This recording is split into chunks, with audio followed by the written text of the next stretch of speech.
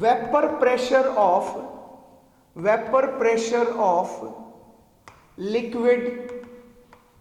liquid becomes equal to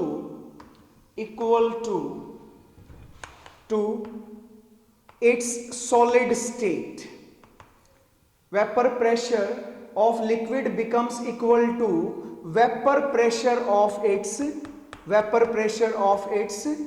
solid state. इसकी solid state के vapour pressure के बराबर हो जाए। जैसे कि ऐसे समझते हैं, ये सॉलिड है और ये लिक्विड है, ठीक है। सॉलिड और लिक्विड, जैसे ये आइस है, ये वाटर है, तो हम कब कहेंगे कि ये फ्रीज हो गया? जब इसका वेपर प्रेशर ऑफ सॉलिड किसके बराबर हो जाएगा? Vapour pressure of liquid. तो हम कह देंगे भाई ये फ्रीज हो गया है, ये इसका फ्रीजिंग पॉइंट है। क्लियर है? उससे थोड़ा सा भी बढ़ा दोगे तो वो सारा का सारा लिक्विड में कन्वर्ट, उससे थोड़ा सा भी कम कर दोगे तो वो सारा का सारा सॉलिड में कन्वर्ट हो जाता है। ये है क्या?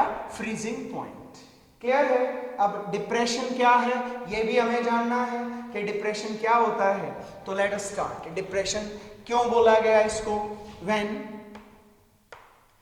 नॉन वोलेटाइल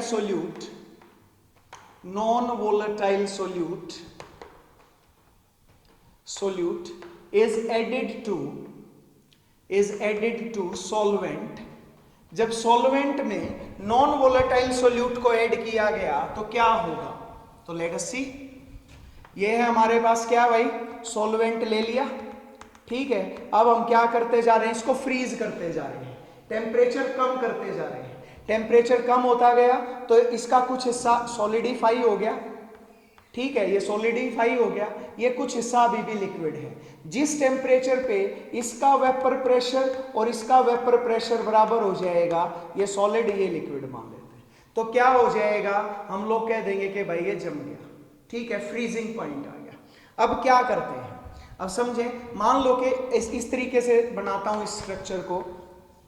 ये है सॉलिड, ये ना समझें कि मैं आइस वाटर ही ले रहा हूं क्योंकि उसमें फिर आइस ऊपर रखनी पड़ेगी, बट यहाँ पे जस्ट थोड़ी देर के लिए समझ लें। ये आइस हैं, इसके वेपर्स हैं जी ये। ओके, बहुत सारे बन गए, ऐसे नहीं बना रहे, समझाने के लिए बता रहा हूं कि ये एग्जैक्टली समझ लो। 4 और ये है लिक्विड के वेपर्स मैं ऑरेंज कलर से दिखा देता हूं, ठीक है। ये हैं इसके वेपर्स, 4 हो गए। क्लियर है? ये क्या था? जब सॉल्वेंट था। क्लियर है? तो देखो, तभी तो होगा ना जब सॉलिड के 4 वेपर्स बनेंगे, तभी तो ये बनेंगे कि नहीं बनेंगे? समझो ना, समझ रहे हो? क्या होगा कि जैसे ही तुमने 4 इसके वेपर्स थे, जैसे ही सॉलिड के भी 4 वेपर बन गए, हो गया इक्विलिब्रियम। इक्वल होते ही क्या हो गया? हमें क्या बता दिया? ये आ गया हमारे पास T0। What is T0? This is the freezing point of the solvent। अब क्या किया? अब इसमें मैंने डाल दिया नॉन वोलेटाइल सोल्यूट। क्या डाल दिया? नॉन वोलेटाइल सोल्यूट डाल दिया। अब नॉन वोलेटाइल सोल्यूट डालते ही क्या होगा? अब समझते हैं। नॉन वोलेटाइल सोल्यूट ये डाल दिया जी। अब इसको फ्रीज करें। पहले तो ये बताओ कि अब इस सॉल्यूशन के वेपर्स कम बनेंगे कि ज्यादा? When non volatile solute is added to solvent, in general है, क्या होगा? नॉन वोलेटाइल सोल्यूट डालते ही वेपर्स कम बनेंगे, तो वेपर्स क्या बनेंगे? कम, ठीक है। मान लो 3। अब इसका टेम्परेचर कम करना शुरू करो। जैसे ही ये सॉलिड में कन्वर्ट हो गया, ये सॉलिड में कन्वर्ट हो रहा है जी, ये सॉलिड में कन्वर्ट हो रहा है। तो सॉलिड में जब ये कन्वर्ट होगा, क्या होगा? समझो, जब ये सॉलिड में कन्वर्ट होगा तो ये फ्रीजिंग पॉइंट इसका कब आएगा? जब इस सॉलिड के जो वेपर्स हैं वो कितने बनेंगे? 3। तो ये लो टेम्परेचर पे होगा कि ये इसको कम टेम्परेचर लगेगा कि इसको कम टेम्परेचर लगेगा? बताओ। अगर ये चीज 5 डिग्री सेल्सियस पे हो जाती थी तो ये कम पे नहीं होगी क्या? क्योंकि यहां तो 3 ही वेपर्स बनाने की जरूरत है, तो यहां पर कितने पे हो जाएगा? 4 degree Celsius. This is boiling point of solution. ये सॉल्यूशन है, ये क्या था? सॉल्वेंट है। समझ में आ रही है बात? तो एक सॉल्वेंट एक सॉल्यूशन, तो क्या हो गया? डिप्रेस नहीं हो गया क्या? समझ रहे हो ना? क्या हुआ कि जैसे ही नॉन वोलेटाइल सॉल्यूट डाला, वेपर प्रेशर कम हो गया, और कम वेपर प्रेशर के लिए कम टेम्परेचर लगेगा। वहां तो हमें क्या करना था बॉइलिंग में, एटमॉस्फेरिक प्रेशर के बराबर करना था। यहां पर ऐसा नहीं है, यहां पर जो आपका सॉल्यूशन बना है, सॉल्यूशन के वेपर्स के वेपर प्रेशर के बराबर हमें सॉलिड्स का वेपर प्रेशर करना है, एटमॉस्फेरिक प्रेशर से कोई लेना देना नहीं है। तो when non volatile solute is added to solvent, then the vapor pressure of solvent is reduced. Solvent is reduced. So the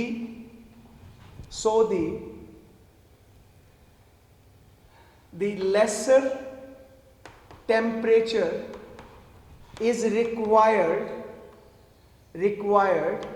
to make the vapor pressure of solid and liquid equal. To make the vapor pressure of solid and liquid state equal. Consequently, इस वजह से क्या होगा? Consequently, the boiling point of solution, freezing point of solution get decreased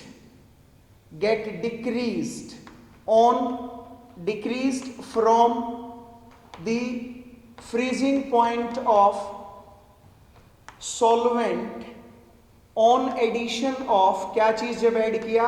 on addition of non volatile solute. जब आपने non volatile solute add किया तो क्या हुआ? सॉल्वेंट का फ्रीजिंग पॉइंट क्या हो गया? डिक्रीज हो गया। क्लियर है? जैसे पहले यहां पे T नॉट था, अब ये कितना हो गया? T हो गया। ठीक है, this decrease in freezing point of solution from the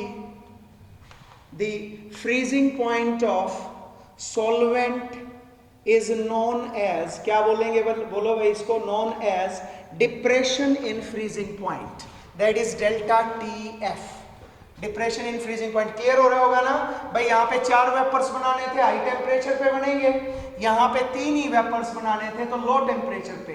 तो जितने कम वेपर्स बनाने पड़ेंगे उतना कम टेम्परेचर रिक्वायर्ड होगा। Okay, so what is delta TF equal to? बता सकते हो? Delta TF is the depression in freezing point. Depression in freezing point आपको अभी जो डायग्राम में मैंने बताया उसमें क्या बताया? सॉल्वेंट का टेम्परेचर कितना था? 5, सॉल्यूशन का कितना था? 4। तो मैंने उसको बताया था T not minus T। Elevation में क्या किया था? T माइनस T नॉट। यहां पर है T not minus T। What is T not? T not is the freezing point of solvent, and what is T?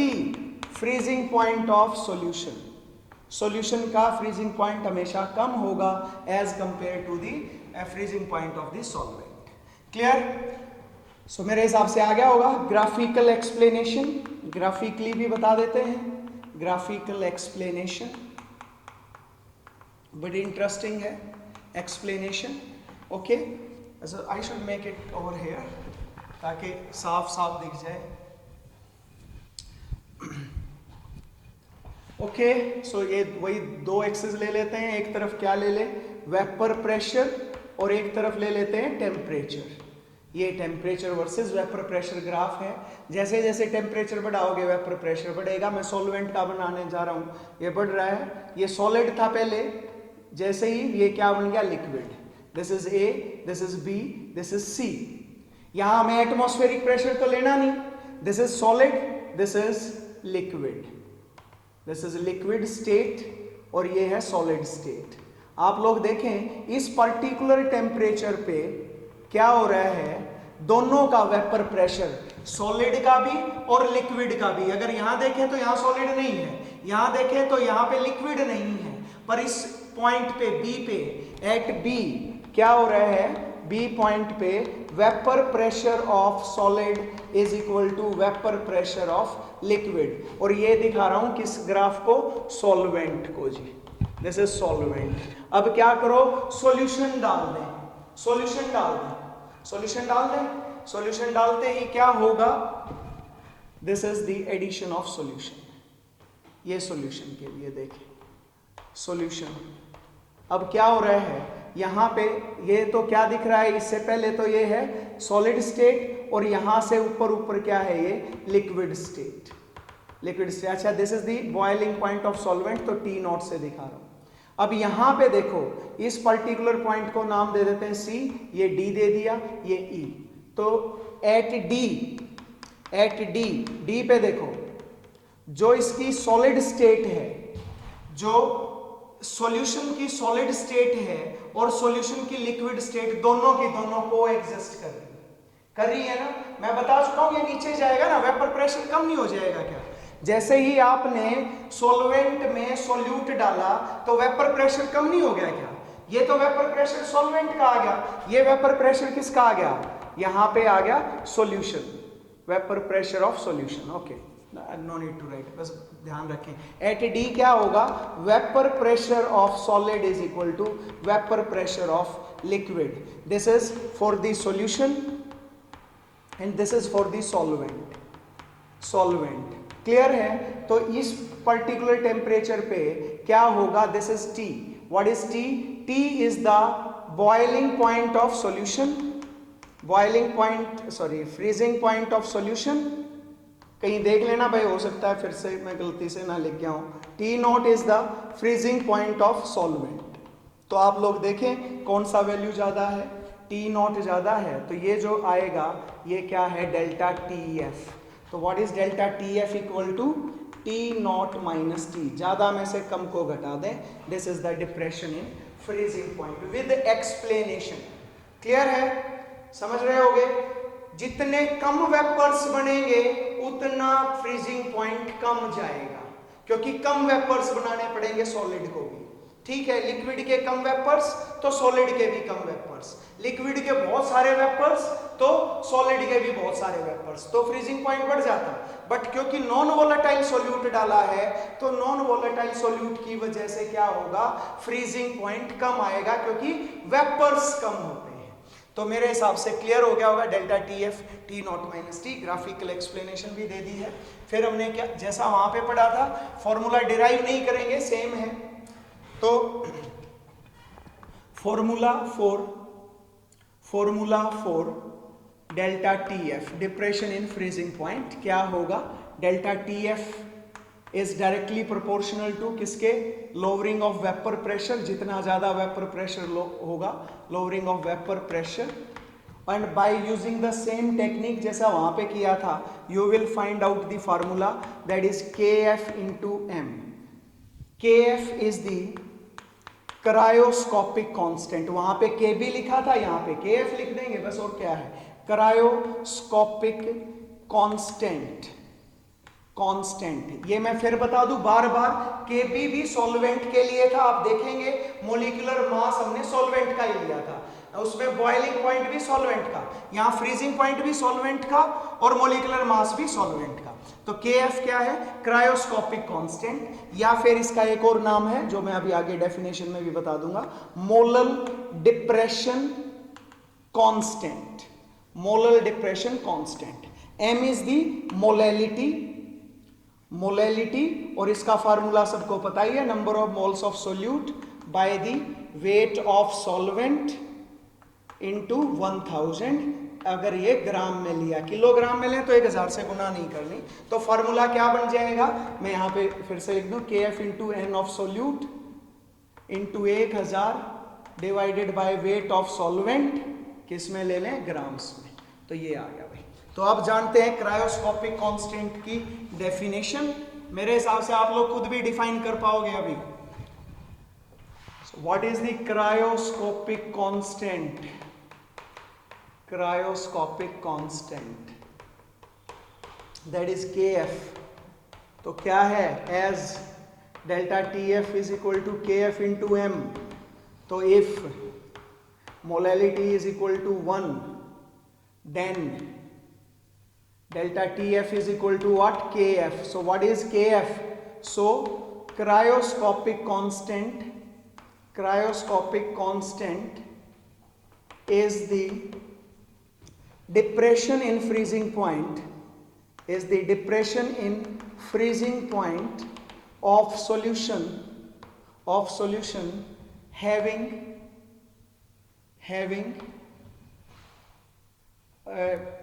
constant is the depression in freezing point of unity molal solution, unity molal solution का freezing point, unity molal solution का depression in freezing point ही क्या है? Cryoscopic constant. और दूसरे तरीके से delta TF मैं यहीं से इसी को यूज कर लूंगा, इस फार्मूले को. ये वाला है मेरे पास delta TF is equal to what? KF into number of moles of solute by weight of solvent. तो if N of solute is equal to 1 and weight of solvent is equal to 1000 gram, तो delta TF किसके बराबर हो जाएगा? KF के बराबर. Put करके देख सकते हैं. तो क्या आ जाएगा? So cryoscopic constant is the depression in freezing point of solution having 1 mole of solute in 1000 gram of solvent. इस तरीके से बनाया गया है सॉल्यूशन जिसमें 1 मोल ऑफ सोल्यूट डाला गया 1000 ग्राम में. Okay, now what is the unit of? Same चल रहा है इसलिए थोड़ा सा फास्ट भी बता रहा हूं. ओके, जो कंसेप्ट था वो मैंने एक्सप्लेन कर ही दिया है. तो क्या चलेगा भाई? What is the unit of KF? Unit of KF क्या होगी? वही सेम, केल्विन किलोग्राम पर मोल. कोई चेंज नहीं आया, सब सेम है. ठीक है, होपफुली क्लियर हो गया होगा. तो measurement of molecular mass, measurement of molecular mass, तो डेल्टा टीएफ किसके बराबर है? KF into molecular mass of solute. तो molecular mass of solute KF into number of moles of solute कैसे लिख सकते हो? Mass of solute by the molecular mass of solute into weight of solvent. Kilogram में लिख देता हूं भाई, ठीक है, इन किलोग्राम. ओके, तो इसको इधर ले आओ. Molecular mass of solute is equal to KF into mass of solute by the delta TF into weight of solvent in kilogram. Okay, so this is the way you can calculate. अब इसमें आपको KF की value दी मिलेगी, मास of solute पता होगा जब आप experimentally करेंगे, वेट ऑफ सॉल्वेंट भी और डेल्टा टीएफ भी. ठीक है, ओके. तो अब हम लोग बात करेंगे किसके बारे में कि डेल्टा टीएफ कैसे किया जाएगा. तो measurement of depression in freezing point by using Rust method. Same ऐसा ही है जैसा लेंसबर्गर मेथड था. रास्ट मेथड सेम लेंसबर्गर मेथड था. वहां पे सॉल्वेंट आप कोई भी ले रहे थे. यहां पर in Rast method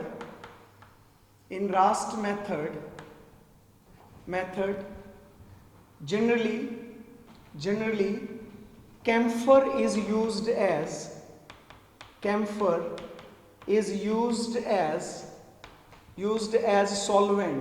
solvent कौन लिया जाएगा? कैम्फर. सीधा सा मेथड क्या करते हैं भाई? आपने कैम्फर लिया, सॉल्वेंट लिया, इसका फ्रीजिंग पॉइंट निकाल लिया.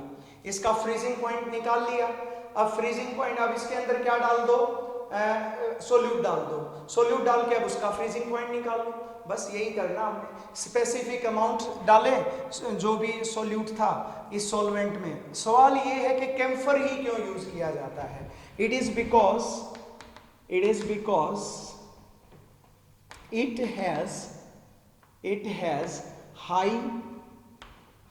it has high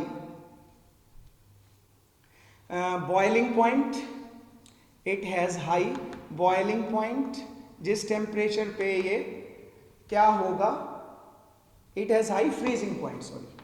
It has high freezing point. जिस टेम्परेचर पे ये सॉलिड से लिक्विड में कन्वर्ट होगा. And KF value and high KF value, KF value भी बहुत हाई है, जिस वजह से so the observable depression in freezing point is observed.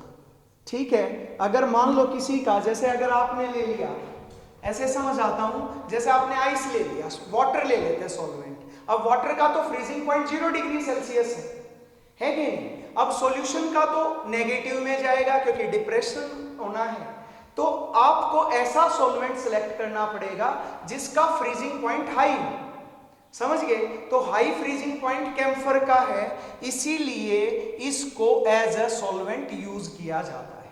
Clear? Same method है, क्या करना है, आपने पहले कैम्फर ले लेना है एक स्पेसिफाइड अमाउंट, क्या करेंगे, वही थर्मामीटर लगा के इसका फ्रीजिंग पॉइंट मेजर कर लेंगे, जिस टेम्परेचर पे वेपर प्रेशर किसके बराबर हो जाए, वेपर प्रेशर सॉलिड का और वेपर प्रेशर लिक्विड का। मेल्टिंग पॉइंट आप सबने किया होगा, मेल्टिंग पॉइंट एपरेटस में जैसे देखते हैं, जहां पे सॉलिड और लिक्विड के बीच में क्लियर एक लाइन दिखेगी, जैसे वो लाइन डिसअपियर हो जाएगी तो वहां पर हम लोग या तो वो लिक्विड बनेगा या वो सॉलिड बनेगा, बट जहां पर उसके वेपर्स में लिक्विड में और सॉलिड में एक सेपरेट लाइन बनेगी, वही क्या होगा, फ्रीजिंग पॉइंट होता है, उसको मेल्टिंग पॉइंट भी कह सकते हैं लोग। ठीक है भाई, तो वो फ्रीजिंग पॉइंट आप लोग नोट कर लें। ऐसे ही फिर उसमें क्या डाल दे, स्पेसिफाइड अमाउंट ऑफ सोल्यूट डाल दे, नॉन वोलेटाइल सोल्यूट, तो डिप्रेशन आप लोग मेजर कर पाएंगे। क्लियर है? So this is all about it, this is all about the measurement of delta TF by किससे, Rast method. Okay, now we will discuss about very important topic of it, वो क्या है, applications of, फायदा कहां पर है depression in freezing point, applications of depression in freezing point, depression in freezing point का application कहां पे है, तो जानते हैं भाई। तो शुरुआत करते हैं सबसे पहले, at high altitudes where temperature is very low, तो पहली चीज तो यही है। तो पहला हाई एल्टीट्यूड्स के ऊपर जहां टेम्परेचर बहुत कम है, क्या होगा, तो ये कहां पे यूज होगा, इन ड्राइविंग कार्स। ऐसे समझते हैं जैसे भाई मेरे पास ये एक कार है और मान लो कि मैं चला गया हूं पटनी टॉप या फिर हम लोग लेह लद्दाख चले गए हैं जहां पे टेम्परेचर बहुत ही कम है। ये अपने पास एक गाड़ी है, ठीक है, इस गाड़ी के इंजन को ठंडा रखने के लिए हम लोग क्या यूज करते हैं, इसमें रेडिएटर लगा होता है, आगे क्या लगा होता है, रेडिएटर में पानी डाल देते हैं, ठीक है, रेडिएटर में पानी डाला। अब पानी का फ्रीजिंग पॉइंट क्या होता है, H2O का जो फ्रीजिंग पॉइंट है वो है कितना, that is around 0 degree Celsius, okay, 0 degree Celsius. और अभी आपने गाड़ी चलानी है कहां पे, हिली एरियाज के ऊपर जहां पे टेम्परेचर है मान लो -5 डिग्री सेल्सियस। तो क्या होगा, आप लोग सोच चुके, देखो कि मैं गाड़ी चला रहा हूं, उसमें रेडिएटर में पानी भरा हुआ है और मुझे उस रेडिएटर के साथ ही उस पानी जो रेडिएटर में है उसके साथ ही गाड़ी ड्राइव करनी है। तो आपको पता है 0 डिग्री सेल्सियस पे तो वो आइस में कन्वर्ट हो जाएगा, तो -5 पे तो वो बिल्कुल आइस बन के और क्या होगा, एक्सपेंड होता है ना भाई, water expends on cooling, hydrogen bond बनने की वजह से, आप सबको पता है, ओके। तो क्या होगा, वो एक्सपेंड होगा तो हमारा रेडिएटर फट सकता है, ठीक है। तो क्या करें फिर कि भाई वो 0 डिग्री सेल्सियस पे फ्रीज ना हो, -5 डिग्री सेल्सियस पे पानी फ्रीज ना हो, तो क्या करेंगे, तो तुम लोग क्या करोगे, उसका फ्रीजिंग पॉइंट को डिप्रेस कर दो। डिप्रेस कैसे, हमने इस पानी के अंदर क्या डाल दिया, इथाइलिन ग्लाइकोल डाल दिया। क्या डाल दिया है, इथाइलिन ग्लाइकोल। अब इथाइलिन ग्लाइकोल जो है ये क्या करेगा, ये पानी का जो फ्रीजिंग पॉइंट है उसको कम ले गया, कितना ले गया, let it be -10 degree Celsius, ठीक है, -10 डिग्री सेल्सियस ले गया। क्या होगा अब इसकी वजह से, इसकी वजह से होगा ये कि -5 डिग्री सेल्सियस पे रेडिएटर में जो पानी डाला था वो फ्रीज नहीं होगा। क्यों नहीं फ्रीज होगा, क्योंकि इसने इसका फ्रीजिंग पॉइंट को डिप्रेस कर दिया। ये तो T नॉट था, freezing point of solvent, sorry ये था फ्रीजिंग पॉइंट T नॉट, और अभी सॉल्यूशन का कितना है T, और वहां के एटमॉस्फेयर का टेम्परेचर कितना है, -5। -5 पे अगर सिर्फ पानी लेते तो 0 पे हो जाता, -5 पे तो ही हो जाता, पर इथाइलिन ग्लाइकोल डालने की वजह से अब उसका फ्रीजिंग पॉइंट -10 है, पर बार का टेम्परेचर कितना है, -5, तो ये फ्रीज नहीं होगा। तो यही है इथाइलिन ग्लाइकोल का काम।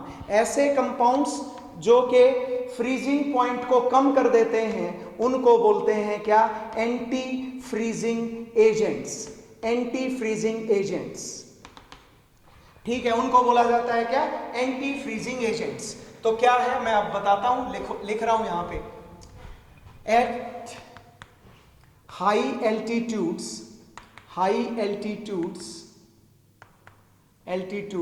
Where temperature is lesser than 0 degree Celsius, it is difficult to drive a motor vehicle with water in radiator। क्यों डिफिकल्ट है भाई, because the freezing point of water is 0 degree Celsius. So to keep the driving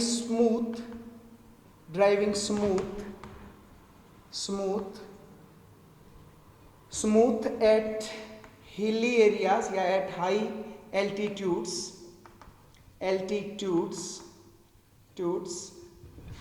ethylene glycol is added to water। क्या करते हैं भाई, water में ethylene glycol डाल देते हैं, water added to water, because ethylene glycol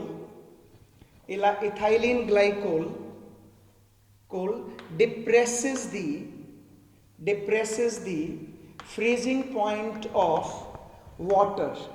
water का freezing point को कम कर देगी, ठीक है। such compounds which depresses the freezing point of solvent or water, पानी तो है, solvent पानी ले रहे हैं तो water, are known as anti-freezing agents।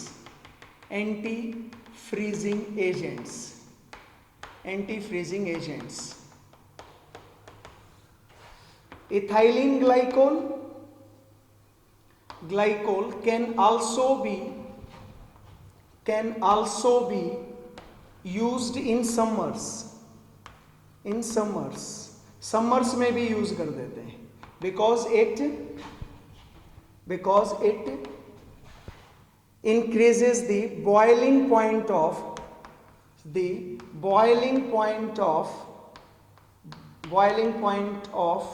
water, because it increases the boiling point as well। ये बॉइलिंग पॉइंट भी बढ़ा देता है, फ्रीजिंग पॉइंट कम करता है और बॉइलिंग पॉइंट बढ़ा देता है एज वेल ऑफ वाटर, ठीक है। इसको ये बॉइलिंग पॉइंट भी बढ़ा देगा, क्योंकि नॉन वोलेटाइल सॉल्यूट है ना, तो ये क्या करेगा, उसका बॉइलिंग पॉइंट भी बढ़ा देगा।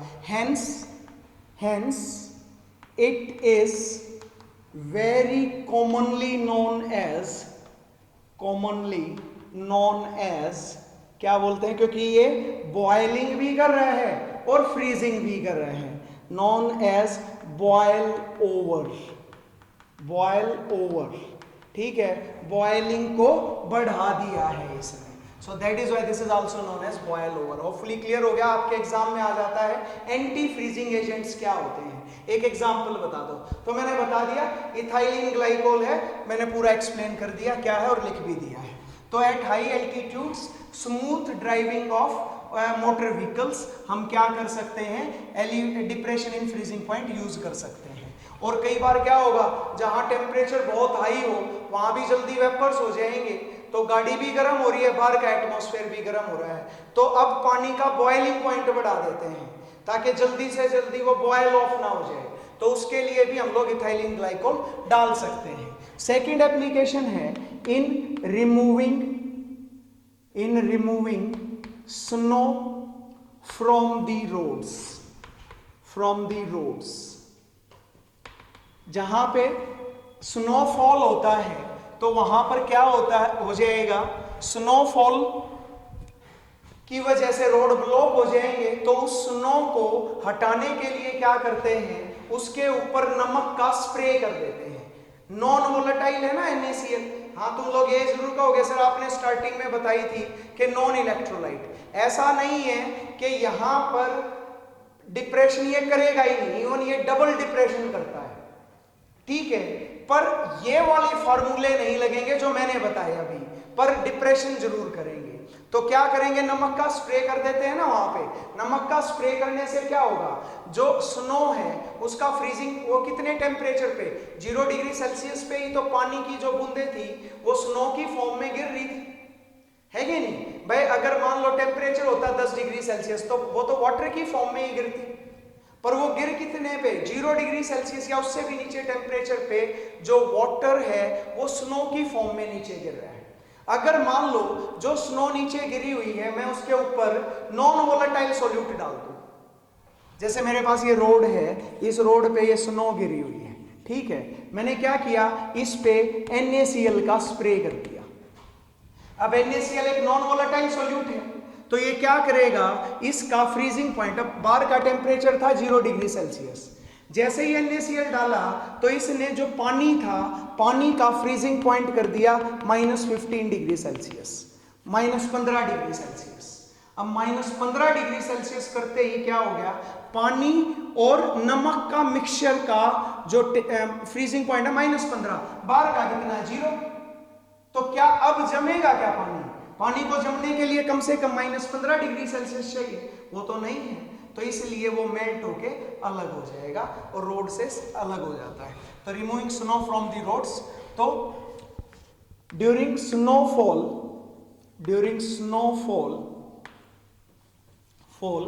the snow is removed from the roads by spraying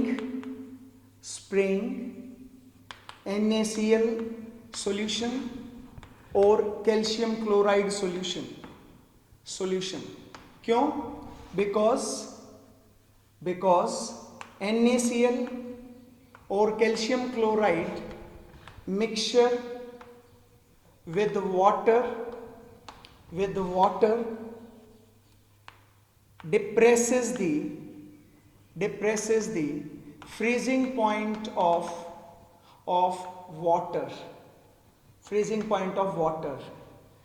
water to such an extent that water does not convert into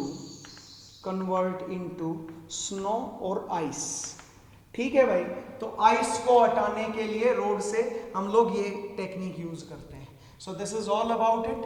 तो कैसे किया जाता है, याद रहे NaCl का मिक्सचर लगभग 35 डिग्री -35 डिग्री तक, कैल्शियम क्लोराइड का -55 डिग्री सेल्सियस तक टेम्परेचर को कम कर सकते हैं। कैल्शियम क्लोराइड का वाटर के साथ मिक्सचर -55 डिग्री सेल्सियस तक जा सकता है। NaCl का लगभग -35 डिग्री सेल्सियस तक ले जा सकते हैं। तो ये इनका काम होता है। आप लोगों को एक सवाल और आता है, एक्चुअल में काफी लंबा लेक्चर हो चुका है, इसलिए मैं थोड़ा सा फास्ट भी चल रहा हूँ और लिखने से परहेज भी करूँगा। आप लोगों ने देखा होगा जो स्ट्रीट हॉकर्स होते हैं, जो गली में आइसक्रीम बेचने के लिए आता है रेडी पे, ऐसे, ठीक है, ये है ऐसे डब्बे से में वो लेके आएगा। और या फिर आप लोग दुकानों पे भी जाते होंगे तो आप लोगों ने उनसे आइसक्रीम ली और उस आइसक्रीम को टेस्ट किया, तो आप देखना कि उसमें नमक का टेस्ट आएगा। नमक का टेस्ट आता है ना, तो वो नमक का टेस्ट क्यों आया? इसका मतलब नमक छिड़का गया है। अगर नमक छिड़का गया है, इसका मतलब ये हुआ कि नमक की वजह से बर्फ जमाई गई है, मतलब उसको फ्रीज करने के काम आई। यहां पर किसके लिए आई है? यहां पर नमक क्यों छिड़का गया है? ताकि वो मेल्ट हो जाए। और यहां पर क्यों छिड़का गया है? ताकि वो सॉलिड और हो जाए, वो पिघले ना। समझ रहे हो? जो स्ट्रीट हॉकर्स होते हैं वो नमक इसलिए छिड़कते हैं ताकि उनकी जो आइसक्रीम है वो ना पिघले। और यहां पर क्यों है? यहां पर नमक इसलिए छिड़का गया है कि वो आइस पिघल जाए, है कि नहीं? तो दोनों में डिफरेंस है। तो तुम लोग कहोगे सर ये तो कॉन्ट्राडिक्टरी बात होगी। कॉन्ट्राडिक्टरी नहीं है, आप लोग समझें, मैं समझा रहा हूं, लिखवाऊंगा नहीं, आप लोग लिखना खुद ट्राई करें। देखो उसमें देखा होगा आप लोगों ने स्ट्रीट हॉकर्स का जो डब्बा होता है जिस आइसक्रीम का, उसमें असल में 2 पार्टीशन होते हैं, एक अंदर भी एक पार्टीशन होता है। वो आइसक्रीम ना इस पार्टीशन से निकाल के देता है और यहां पर क्या भरी हुई होती है? आइस। ये आइस भरी हुई है, ठीक है। ये डब्बा ऐसे और इसके चारों तरफ क्या है? आइस, ठीक है। ऐसे समझ लो जैसे ये वो डब्बा है और इसके चारों तरफ आइस है। तो वो नमक कहां छिड़कता है? याद रहे ये पूरा का पूरा क्लोज सिस्टम है। आप लोग बाहर से हीट अंदर नहीं जाएगी, ठीक है ना, अंदर से बाहर जाएगी, ऐसे कर देते हैं। तो अंदर का हो गया, अंदर वाले में जा सकती है, इसमें हीट बाहर आ जा सकती है, पर बाहर वाले डब्बे में से बाहर से हीट नहीं जाती। आप लोगों ने खूब देखा होगा हाथ लगा के। खैर बहुत एडवांस वालों पे हाथ लगा के देखोगे तो आपको बिल्कुल फील नहीं होगा कि अंदर बर्फ रखी है या इतनी बर्फ रखी है कि हाथ तुम्हें बिल्कुल ठंडा हो जाए, चिल्ड नहीं लगेगा। थोड़ा बहुत तो महसूस हो सकता है। इतनी तो इम्प्योरिटी हर वेसल में मिलेगी ही मिलेगी, जो भी मैन मेड है। ओके, समझो अब इसको क्या करता है वो, ये समझ लें। ये है आइसक्रीम जिससे वो निकाल के तुम्हें आइसक्रीम देगा और इसके चारों तरफ क्या लगा रखी है? आइस। अब क्या करेगा वो नमक छिड़कता है आइस के ऊपर। बाहर है आइस, अंदर है आइसक्रीम, समझ गए? बाहर छिड़केगा नमक। अब नमक छिड़कते ही वो क्या करेगा? वो तो मेल्ट होना चाहेगा क्योंकि डिप्रेशन हो गया ना, फ्रीजिंग पॉइंट में कम आ गया, 0 डिग्री सेल्सियस नहीं हो गया, अब उसका फ्रीजिंग पॉइंट हो गया -5। तो अब इस बर्फ को मेल्ट होने के लिए क्या चाहिए? हीट चाहिए। तो ये हीट कहां से ले? बाहर से तो नहीं ले सकते, बाहर का तो डब्बा बंद है। तो फिर वो क्या करेगा? तुम कहोगे डब्बा ये भी बंद है, पर ये कंडक्टर है हीट का। तो वो क्या करेगा? वो हीट लेगा। ऐसे समझो जैसे इस क्लासरूम में हम बैठे, हम आइसक्रीम है, हमारे चारों तरफ आइस है, ठीक है, ये ज्यादा अच्छे समझ में आएगा। उसने बाहर क्या कर दिया? नमक छिड़क दिया। अब नमक छिड़क दिया तो वो तो पिघलना चाहेगी, पिघलने के लिए उसको हीट चाहिए। अब हीट कौन देगा? हम लोग दे सकते हैं। तो हमने दे दी हीट, तो हम लोग क्या हो गया? हमारे टेम्परेचर कम चला गया कि ज्यादा चला गया? तो हमारा टेम्परेचर कम हो गया। तो टेम्परेचर कम हो गया तो इसका मतलब आइस जो थी वो और सॉलिडिफाई होगी, वो मेल्ट नहीं हो पाई। समझ गए? तो ये है कंसेप्ट। यहां पर जो नमक हमने किसको मेल्ट करना था? स्नो या आइस को मेल्ट करना था। और वहां पर हमने स्नो तो जो आइस है वो तो चाहे मेल्ट हो 100 बार, पर आइसक्रीम मेल्ट नहीं होनी चाहिए। तो हमने आइसक्रीम के ऊपर नहीं छिड़का है, उसको कहां पे छिड़का है? आइस के ऊपर छिड़का है। इसीलिए आपको जो टेस्ट आएगा क्या होता है? कुछ एक वेपर्स बन जाते हैं नमक के, और वो वेपर्स पानी के साथ वेपर्स बनते हैं। NaCl is itself non-volatile solute। तो क्या होगा? वो वेपर्स का टेस्ट आने लग जाता है उसमें। अदरवाइज उसमें डायरेक्ट आइसक्रीम में नमक नहीं डाला जाता। तो होपफुली स्टूडेंट्स इसके न्यूमेरिकल्स भी आप लोग करके देखेंगे, क्योंकि काफी लेंथी वीडियो है, बट ये दोनों टॉपिक आप लोगों को होपफुली बिल्कुल क्लियर हो गए। तो नेक्स्ट में हम लोग एक वीडियो बनाएंगे जो कि प्योरली ऑस्मोटिक प्रेशर पे बेस्ड रहेगी। ओके, मिलते हैं नेक्स्ट लेक्चर में। Thank you.